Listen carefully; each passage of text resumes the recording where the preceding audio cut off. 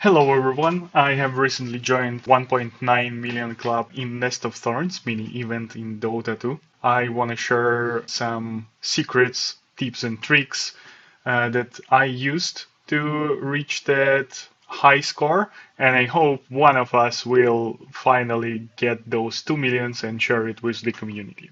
We will start with simple stuff, which is points. You get points for killing monsters, destroying vases, and picking up the gold or experience. I also do recommend to have a bat or the chasm for the late game, like here in the picture, where your movement is restricted heavily and you are not able to pick up the experience points that are dropped from the monsters that are killed on the outskirts of the screen. Next, very small but important tip is to consider your health as a resource. You shouldn't be trying to play the game without taking any damage. If you need to get from point A to point B and there is a mob there or a puddle of meteor that will deal some damage to you, just run through it. Just use your health as a resource to get from point A to point B. Another important note, you should utilize your reflect damage and health killing early Roshans. Roshan spawns on second 30. It will respawn 30 seconds after the death of the previous Roshan. By ramming with your body into the Roshan, you can kill the first Roshan within 4 seconds. Like this.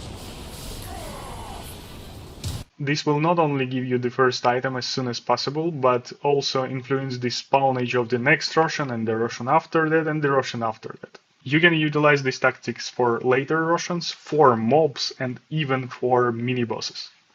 Next thing I want to talk is game timings. You should work on your own targets. I am using this table to record and analyze the runs that I had to understand which skills are performing better at which timings and what I need to prepare and what I need to build basically. Previously I was filling this table with my runs with different items, with different skills. Around a week ago I added this part of the table which was taken from the well-known video of like 1.97 million points game. In this table I have marks for huge skeleton spawns, for the spawns of the satyrs and ogres, timing for bigger skeletons in the end. As my main target right now is to beat that famous video, I have it on the left. On the right I have my best attempt. I fill the table in the middle with whatever numbers I got in the last game, which automatically calculates the differences at certain minutes of the points that I received. And on the right, basically, I have estimates for what I can have with maxed out Mortimer at minute 5. And this is why I think Mortimer is the best first skill to max out. Using this table, I also clearly can see that track maxed out early does help a lot with getting points for gold that tracked enemies can drop. Nevertheless, from my previous tries, I understood that I need to max out Vengeful Spirit skill before I'm maxing out the track. So my current plan is to max out Mortimer, then Venge, then Track, then Lich, and then to restart the game so many times that I will get that lucky run. Next small thing I want to touch on is the skeleton that spawns on 1 minute and 10 seconds mark.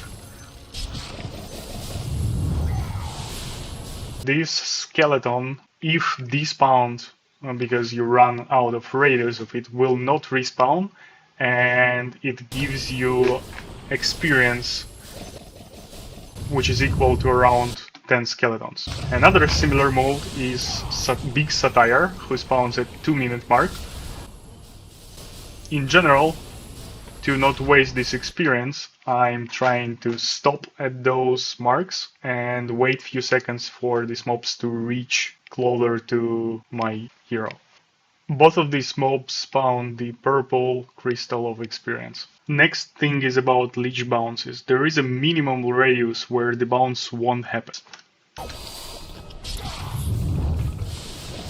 This is why at the stages of the game where Frost Chain is your main source of damage, it is useful to form a pattern of a circle so bounces are not limited by the mobs around, like this.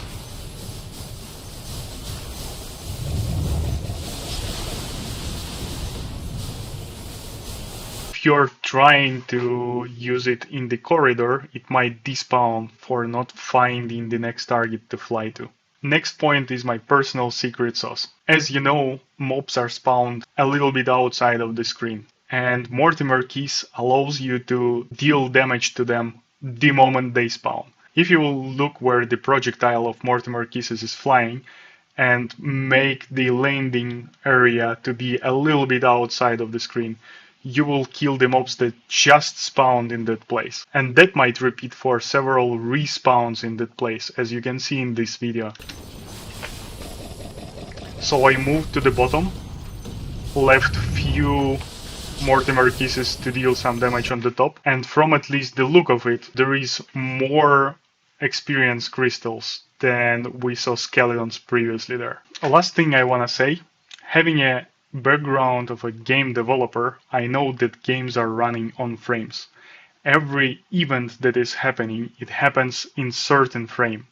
In this game, to reach the high score, you need to kill the monsters as soon as possible after their spawn event. There is a very high chance that higher frame rate might influence faster spawn times of the mobs, which might help you to get those high scores. Get your Dota settings to the very minimum, set the maximum frame rate 240, and I wish you good luck with 2 million. See ya!